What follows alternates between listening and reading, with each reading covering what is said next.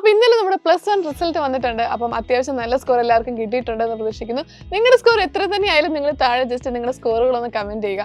അപ്പം +1 റിസൾട്ടുമായി ബന്ധപ്പെട്ട് കുറേ അധികം സംശയങ്ങൾ കുറേ അധികം കുട്ടികൾ ലൈവിലും മെസ്സേജ് അയച്ചുമൊക്കെ ചോദിക്കുന്നുണ്ടായിരുന്നു. അപ്പോൾ ഫസ്റ്റ് തിങ് സെറ്റ് +1 നിങ്ങൾ ആരും ഫെയിൽ ആയിട്ടില്ല എന്നൊരു കാര്യം തന്നെ നിങ്ങൾ മനസ്സിലാക്കുക. കാരണം നമ്മുടെ +1 സ്കോറും +2 സ്കോറും കൂടെ ആഡ് ചെയ്തിട്ട് ടോട്ടൽ റിസൾട്ട് +2ലാണ് വരുന്നത്. അപ്പോൾ +1 എന്ത് തന്നെ റിസൾട്ട് ആയാലും ആരും +2ലേക്ക് നിങ്ങളെ പഠിപ്പിക്കാതിരിക്കുക അല്ലെങ്കിൽ +2 ക്ലാസ് എടുക്കാതിരിക്കില്ല. കാരണം +1 എത്ര കിട്ടിയാലും നിങ്ങൾ +2 എന്തായാലും നിങ്ങൾ പഠിക്കണം.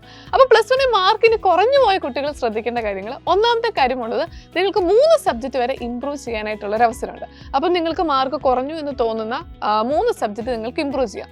ഈ ഇംപ്രൂവ്മെൻറ്റ് എന്ന് പറയുന്നത് വരുന്നത് നെക്സ്റ്റ് മാർച്ചിലാണ്. ഓക്കെ, അപ്പോൾ ഇപ്പം നിങ്ങൾ അതോർത്ത് ടെൻഷൻ അടിക്കുക അല്ലെങ്കിൽ +1 എടുത്ത് ഇപ്പോഴേ പഠിക്കാനോ നിൽക്കേണ്ട ആവശ്യമില്ല. നമുക്ക് +2 നിങ്ങൾ മാർച്ചിൽ +2 എക്സാം എഴുതുന്ന കൂട്ടത്തിൽ +1 അവരുടെ ഫൈനൽ എക്സാം എഴുതുമ്പം ആ കൂടിയാണ് നിങ്ങൾക്ക് ഇംപ്രൂവ്മെൻറ്റ് വരുന്നത്. അപ്പോൾ ഡെഫിനറ്റ്ലി അതിനുള്ള ക്ലാസ് കാര്യങ്ങളെല്ലാം നമ്മളും പ്രൊവൈഡ് ചെയ്യുന്നുണ്ട്. അപ്പോൾ നിങ്ങൾ ആ ഒരു സമയത്തേക്ക് മാത്രം എന്ത് ചെയ്താൽ മതി, ഇംപ്രൂവ്മെൻറ്റിനെ കുറിച്ച് ചിന്തിച്ചാൽ മതി. ഇനി മറ്റൊരു കാര്യം എന്താണെന്ന് ചോദിച്ചു കഴിഞ്ഞാൽ നിങ്ങൾക്ക് ഒന്നെങ്കിൽ റീവാലുവേഷൻ അല്ലെങ്കിൽ സ്ക്രൂട്ടണി എന്ന് പറയുന്ന ഒരു ഓപ്ഷൻ ഉണ്ട്. അപ്പോൾ റീവാലുവേഷൻ അല്ലെങ്കിൽ സ്ക്രൂട്ടണി എന്ന് പറഞ്ഞു കഴിഞ്ഞാൽ, റീവാലുവേഷൻ എന്ന് പറഞ്ഞു കഴിഞ്ഞാൽ നിങ്ങൾ 500 രൂപ ഫീസ് അടച്ച് നിങ്ങൾക്കൊരു സബ്ജക്റ്റ് നിങ്ങൾ ഉദ്ദേശിച്ച മാർക്ക് കിട്ടിയില്ല എന്നുണ്ടെങ്കിൽ നിങ്ങൾ റീവാലുവേഷൻ ആപ്ലിക്കേഷൻ സമർപ്പിക്കുകയാണ് ചെയ്യുന്നത്. അപ്പം ആ അവസരത്തിൽ നിങ്ങളുടെ ആൻസേഴ്സ് മുഴുവൻ അവർ ഒന്നുകൂടി ചെക്ക് ചെയ്യും. എന്നിട്ട് നിങ്ങൾക്ക് സ്കോർ ബെറ്റർ ആണെങ്കിൽ ബെറ്റർ ആയിട്ടുള്ളൊരു സ്കോർ കിട്ടും. ഇല്ലെങ്കിൽ ഇപ്പോൾ എത്രയാണോ കിട്ടിയ സ്കോർ ആ സ്കോർ തന്നെ കിട്ടും.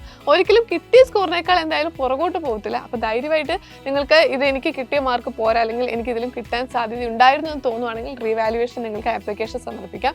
ഇനി സ്ക്രൂട്ടണി എന്ന് പറഞ്ഞു കഴിഞ്ഞാൽ നിങ്ങളുടെ ആൻസേഴ്സ് ഓരോന്നായിട്ട് അവർ ചെക്ക് ചെയ്യില്ല. ഈവൻ എന്തെങ്കിലും കൗണ്ടിങ് മിസ്റ്റേക്കോ എന്തെങ്കിലും ഉണ്ടെങ്കിൽ ജനറലായിട്ട് ആ പേപ്പർ ഒന്ന് നോക്കുമായിരിക്കും ചെയ്യുന്നത്. അപ്പം അതിനാണ് സ്ക്രൂട്ടണി എന്ന് പറയുന്ന ഒരു ഓപ്ഷൻ ഉള്ളത്. അപ്പം നിങ്ങൾക്ക് സ്ക്രൂട്ടണി മതി എന്നുണ്ടെങ്കിൽ 100 രൂപ ഫീസ് അടച്ചിട്ടാണ് സ്ക്രൂട്ടണിക്കുള്ള ആപ്ലിക്കേഷൻ വെക്കുന്നത്. അപ്പോൾ ശ്രദ്ധിക്കേണ്ട കാര്യം, റീവാലുവേഷൻ ആയാലും സ്ക്രൂട്ടണിക്കായാലും ഈ വരുന്ന ജൂൺ 10-ാം തീയതിക്കകം നിങ്ങൾ ഏത് സ്കൂളിലാണോ എക്സാം എഴുതിയത് ആ സ്കൂളിൽ തന്നെ ആപ്ലിക്കേഷൻ സമർപ്പിക്കേണ്ടതായിട്ടുണ്ട്.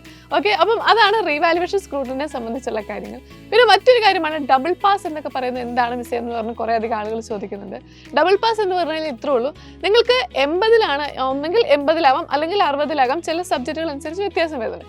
80-ൽ എക്സാം എഴുതിയ പേപ്പറിന് നിങ്ങൾക്ക് 24-ആണ് പാസ്സാകാൻ വേണ്ട മാർക്ക്.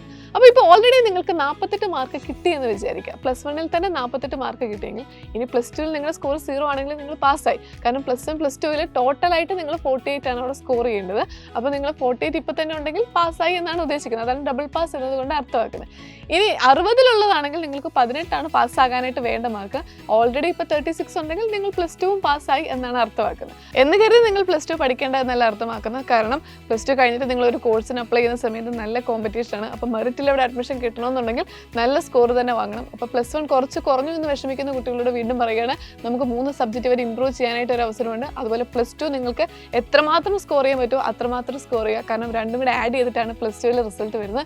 അപ്പോൾ നിങ്ങളുടെ സ്കോർ എന്തായാലും നിങ്ങൾ താഴെ കമൻറ്റ് ചെയ്യുക. നിങ്ങളുടെ സംശയങ്ങൾ ഏകദേശം തീർന്നെന്ന് വിചാരിക്കുന്നു. അപ്പോൾ അടിപൊളിയായിട്ട് നമുക്ക് ഇനി +2 പഠിക്കാം. Wish you all the very best.